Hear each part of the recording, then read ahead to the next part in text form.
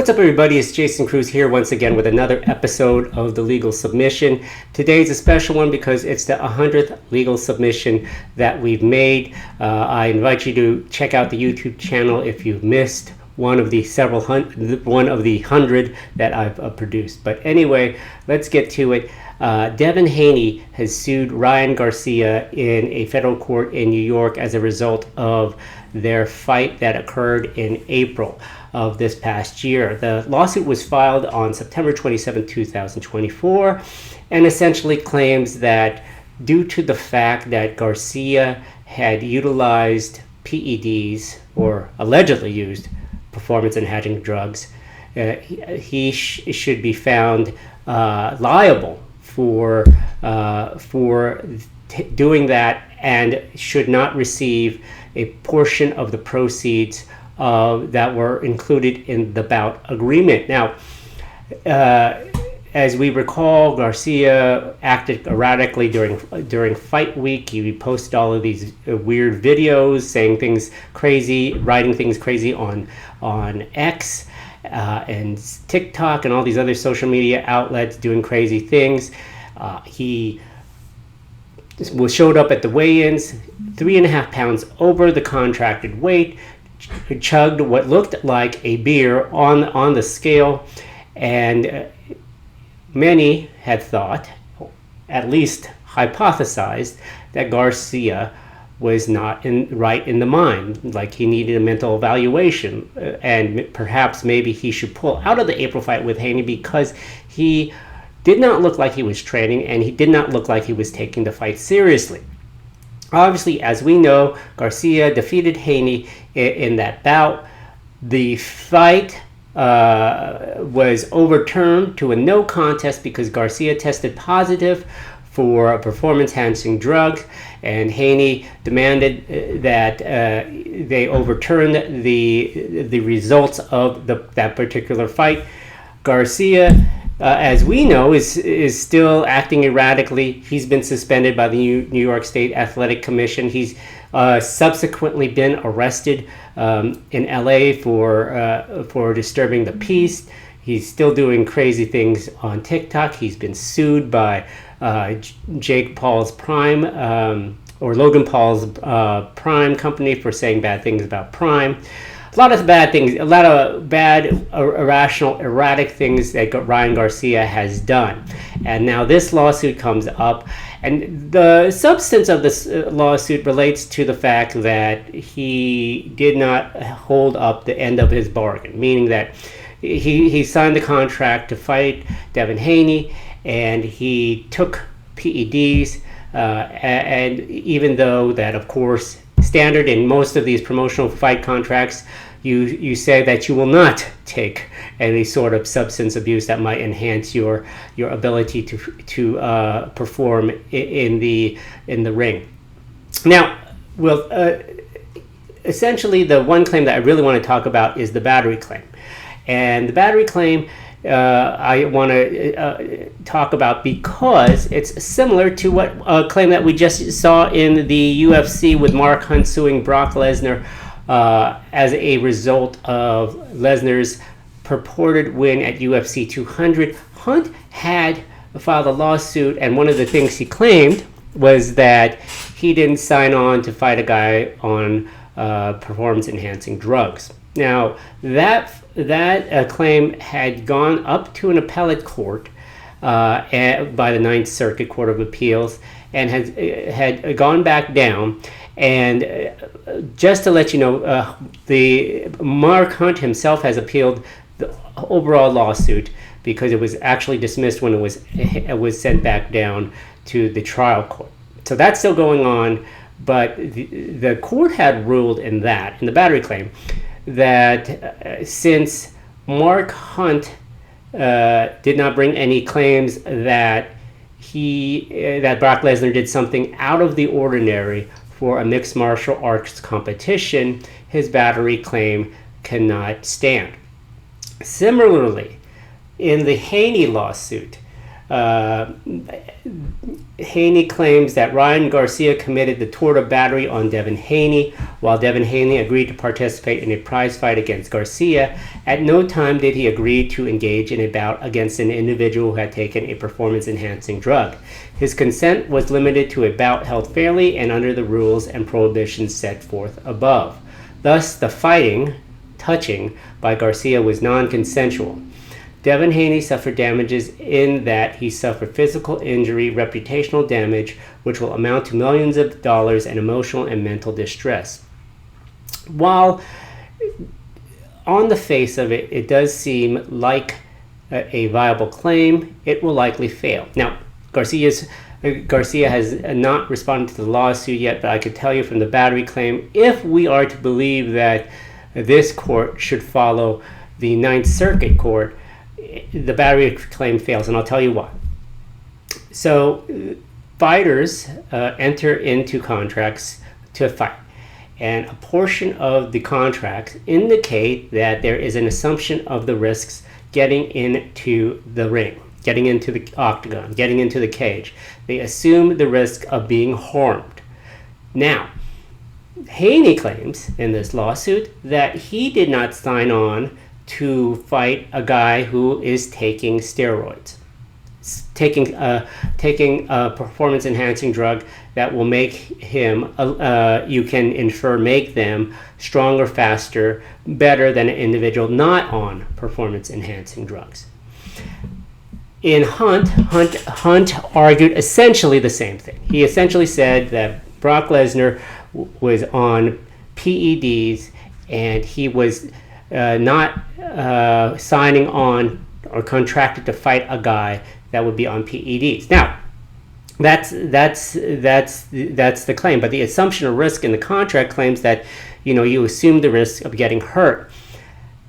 There are cases out there, and I'll go through a couple of cases that we'll talk about, that discuss the fact that in a sport, any sport, not just MMA, not just boxing, football, baseball, these types of sports, there's an assumption of the risk. And you cannot claim the tort of battery, tort being the wrongdoing, the civil wrongdoing. You cannot claim these claims, you cannot prove your case unless there is something outside the scope of what is normal in that particular sport. Now we'll give you a case that occurred in, I believe, California, and it was a baseball case. And what transpired is a baseball pitcher threw a beanball at a batter. Batter was hurt. Batter sued the school and the pitcher. Turns out that the case fell in favor of the pitcher, or the school that was the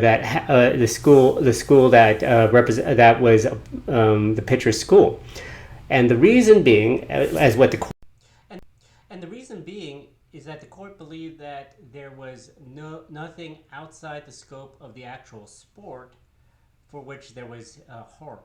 So let's take another case here.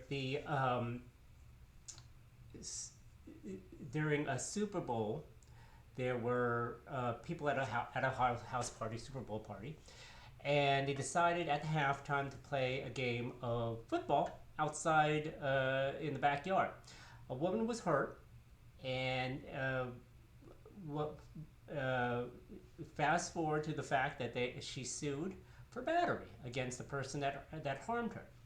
Well, the case found in favor of the person that harmed the woman, meaning that there was no battery claim, simply because that there was an assumption of the risk in the actions that were taking place. Even though these weren't professionals, the individuals participated willfully in an outdoor pickup football game, and therefore there was nothing untoward or outside the scope of the parameters of football that were going on. Now let's take case here that happened on a Monday Night Football game several years ago. Mason Rudolph and Myles Garrett. Now, Myles Garrett was or is a defensive lineman for the Cleveland Browns. They were playing the Pittsburgh Steelers at the time. Mason Rudolph was the quarterback. There was a play that was called dead, and Myles Garrett still was in the backfield. And long story short, the two got into a scuffle. I believe it was Garrett that Rudolph that took off the helmet of Garrett and decided to use it as a weapon. Now, nothing happened. There was no lawsuit that became of it, but there is the argument that potentially there could be a claim of battery. Now, the argument there is, was there anything outside the scope of football at that particular point? You don't believe that someone will take off a helmet and start bashing a person in with their skull. You know, that is not something within the parameters that they agreed to in terms of the sport of football. Now, let's think about that in relation to the baseball scenario in which they throw a beanball at the batter. Now, you could argue that beanballs are not a part of the game, or maybe they are, simply for the fact that you can pitch inside. And I don't believe in that particular case they ever got the actual intent.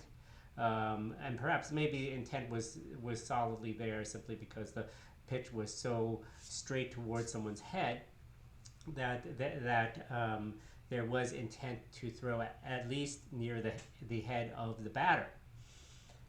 So there is that particular argument there as well. Now there's other cases way back when in which I believe there's a football case way back when where a football player actually prevailed in his lawsuit, and it relates to a football play in which he was hit, blindsided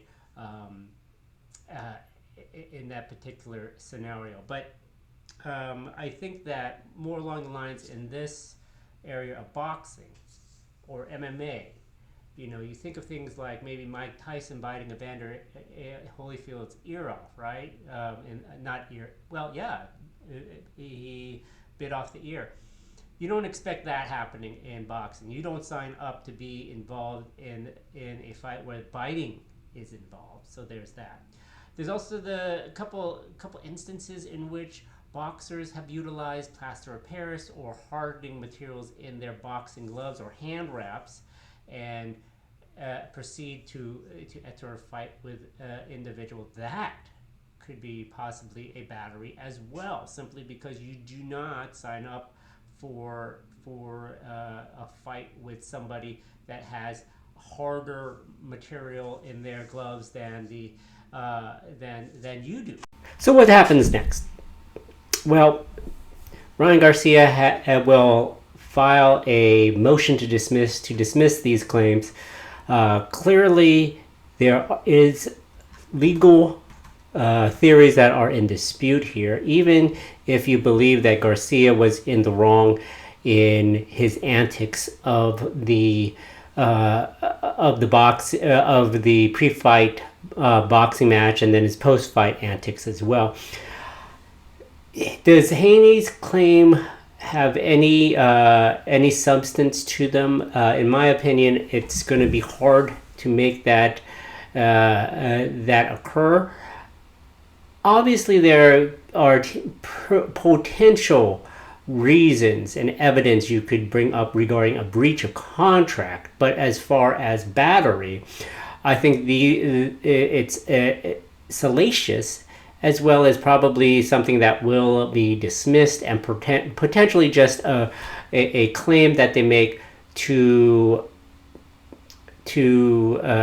try to position themselves in a way in which they can settle their dispute outside of the courtroom. Now, it's clear that the promoters, that actually Golden Boy, as well as Matchroom Boxing, came to an agreement after Garcia had gone through the weigh-ins and was overweight by 3.5 pounds. Attached to the lawsuit is a First Amendment term sheet for a co-promotion bout agreement, which indicates the Friday before the fight that Haney would receive 47% of the fight revenue as opposed to the 45 that they originally had agreed upon, and probably likely it's because of Garcia failing to make weight. He also received $2.6 million instead of the $2 million that was advanced to him as well. Now, there was supposed to be one more caveat in which the money, at least the 2.6, was going to be payable one business day following completion of the event. And I'm not sure if Haney claims to have received that or not, but from the lawsuit, Haney's side is probably requesting a big chunk of the pie, if not everything, from the lawsuit. They're requesting accounting from Golden Boy as far as how much they've received, and it's likely that they'll want a huge chunk of the amount that of the 53% that was left to Garcia as a result of the purported breach. Now, they probably won't get the full amount, but at least negotiating a percentage more than the 47%, more than the 2% increase, and then maybe more in terms of settling the particular case. Now, if you are Golden Boy and as well as Matchroom Boxing, you're probably really sore at Ryan Garcia simply because it cost you a lot of money, and certainly Garcia has made them a lot of money, but now this lawsuit drags them in a lot of litigious muddying of this fight. While I say it doesn't have any merit, at least the battery claim doesn't have any merit, they still will have to defend the lawsuit and deal with hiring the attorneys to argue to the court that this case should be thrown out. And if it's not thrown out, and it could be that the court just believes that there's issues of fact that should be tried. If it doesn't get thrown out, then they're subject to huge litigation fees as far as running up a legal bill to defend this case. So we'll follow this case further as it goes along. Jason Cruz from MMA Payouts, The Legal Submission. Have a good day.